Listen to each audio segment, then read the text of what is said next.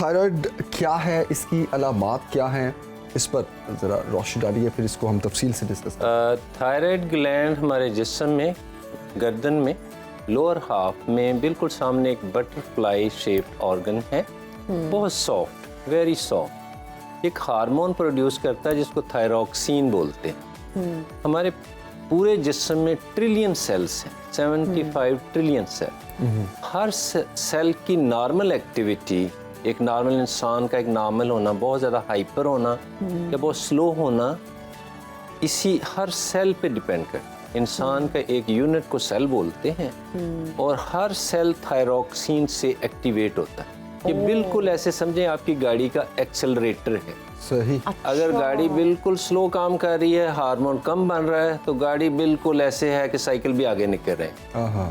अगर गाड़ी हाइपर हुई हुई है, तेज मतलब आप टच ही करते हैं तो वो मतलब धुआं निकल रहा है इंजन से, तो तब भी बुरा है, वो किसी भी टाइम पे इंजन में आग लग जाएगी।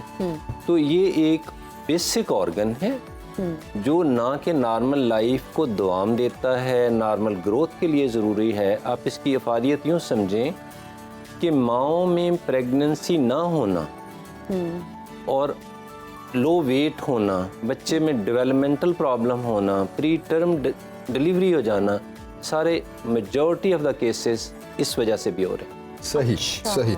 अच्छा, ये अब आते हैं कि किस हद तक ख़तरनाक है ये बीमारी और इससे बचाव किस तरह मुमकिन है? It's a very basic question. हमें इस पे फोकस ये करना है कि आज के दिन हमने खुशियाँ बांटनी हैं, स्माइल बांटनी है और अवेयरनेस है। इल्म रोशनी है। इल्म अगर सबको पता है कि ये 3 अलामात हों तो हमने मेडिसिन लेनी है, हमने अपने डॉक्टर नज़दीक। ये ऐसी बीमारी है जिसके बारे में समझे 99% मेडिकल साइंस में पता है जी, काबिल इलाज है। अमेरिका हो, एशिया हो, अफ्रीका हो, almost medical treatment is the same. So knowledge has been explored a lot about thyroid. Thyroid के बारे में एक आम विलेज में, एक गांव में, एक बहुत बड़े अमेरिका के शहर में ट्रीटमेंट इज द सेम। सो इंसानों को अवेयरनेस काफ़ी हो चुकी। तो प्लीज़ चंद अलामात हों तो आपको पता होना चाहिए कि ये थायराइड की वजह से हैं। ठीक है। और सर वो अलामात अगर आप बता दें। जी, थायराइड में 2 तरह की बीमारियां आम जी। पहले तो आपने ये बड़ा अच्छा उसका प्रीफेस बताया है कि फीमेल में far more cases as compared to male. हमारे एटलीस्ट 10 में से 1-2 लोगों को डेफिनेटली थायराइड का प्रॉब्लम। अगर दूसरे वो केसेस, एक वो हैं जिनमें हार्मोन कम या ज़्यादा पैदा हो रहे हैं। अगर हार्मोन कम पैदा होंगे तो बाल ज़्यादा झड़ेंगे, स्किन ब्रिटल हो जाएगी, वेट लॉस कम हो जाएगा, वेट गेन होना शुरू हो जाएगा। हार्मोन कम होने की सूरत में आपके बाल भी गिरेंगे, स्किन भी ड्राई हो जाएगी, आप गोल मटोल होते जाएंगे और बिल्कुल स्लो डाउन हो जाएंगे, एक्टिविटी बिल्कुल इन्हांस नहीं हो सकेगी। एक छोटे बच्चे में ये हार्मोन की कमी हो तो उसकी हाइट छोटी रह जाएगी, उसको सांस लेने में दुश्वारी हो।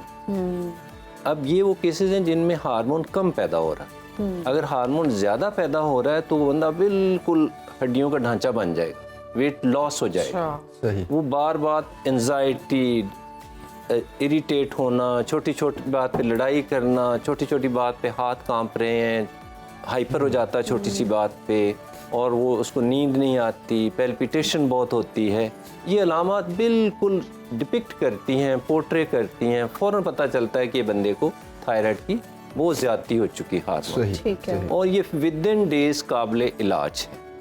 अजीब बात यह है कि इसकी ट्रीटमेंट फिर लॉन्ग टर्म है। अपने मुआलिज से, अपने MBBS डॉक्टर से भी राब्ते में रहें तो वास्ट मेजॉरिटी केसेस वहीं पे ट्रीट हो जाते हैं। दूसरे वो केसेस हैं जिसमें गर्दन के सामने के हिस्से में पाइप है, विंड पाइप जिसको साउंड बॉक्स कहते हैं और सांस का रास्ता है, इसके ऊपर वो एमलगेमेट है, बिल्कुल स्मथ बॉन्ड की तरह चिपका हुआ बटरफ्लाई शेप्ड ऑर्गन। इसमें गिल्टियाँ बनती हैं। ये गिल्टियाँ बहुत कॉमन। अब फीमेल में 3 जो मेन कैंसर हैं उनमें एक इसका नाम आता है। सही। फीमेल जेनिटेलिया में, ब्रेस्ट में और थायराइड। गर्दन के लोअर हाफ में फ्रंट पे गिल्टी बने और लुआब निगलते हुए, पानी पीते हुए, खाना खाते हुए ये मूव करे अप डाउन, तो 100% थायराइड में। इसके बारे में शक नहीं होना चाहिए। इमीडिएट उसके टेस्ट करवाएं सिंपल टेस्ट से पता चल जाता है। हर डिस्ट्रिक्ट लेवल के हॉस्पिटल में ये फैसिलिटी मौजूद है और अगर टाइमली ट्रीटमेंट की जाए तो 99 नहीं 100% ये काबिल इलाज। सही सही सही। और क्या इसका इलाज जो है वो लेंथी होता है, लंबा चलता है? जो मेडिकल ट्रीटमेंट है हार्मोन की कमी या ज्यादती वो तो काफ़ी लंबा है। Forever क्या चलता है? आम तौर पे फ्यू इयर्स में नॉर्मल पे आ जाता है पेशेंट। अच्छा। 1 to 2 इयर्स में जो हाइपर केसेस है। जो थायरॉक्सिन कमी की वजह से है वो वक्त के साथ ऊपर नीचे होता रहता है। जैसे एक छोटा बच्चा है 7th 8th क्लास की बच्ची आमतौर ये केस हफ्ते में 2-3 लाए जाते हैं। बच्चे के सामने एक स्वेलिंग आ रही, इसको प्यूबर्टी ग्वाइटर बोलते हैं। कोई भी स्वेलिंग नेक के सामने हो, यूनिफॉर्म हो, इवन हो, एक जैसी हो दाएं बाएं में, उसमें बिल्कुल घबराने की जरूरत सही। वो कम डेंजरस है। उसमें रसौली होने का, बुरी चीज़ होने का चांस बहुत कम।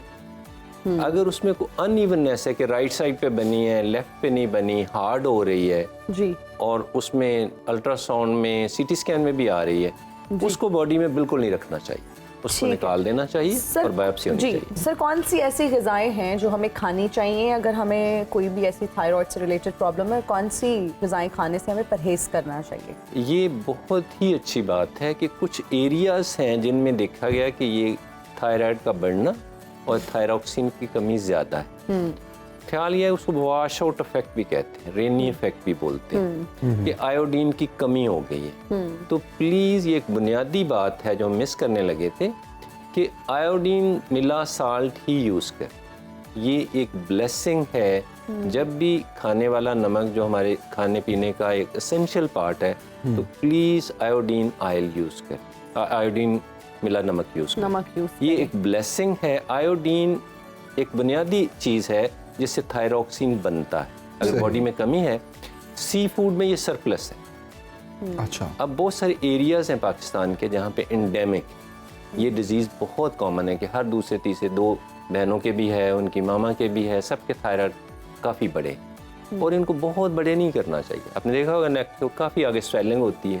फिर ख़ास टाइम के बाद सांस लेने में दुश्वारी होती, खाने पीने में मुश्किल होती, फिर वो खराटे लेता है, हार्ट वक्त से बहुत पहले डायलेट कर जाता है, कार्पल्मोनियल बोलते हैं।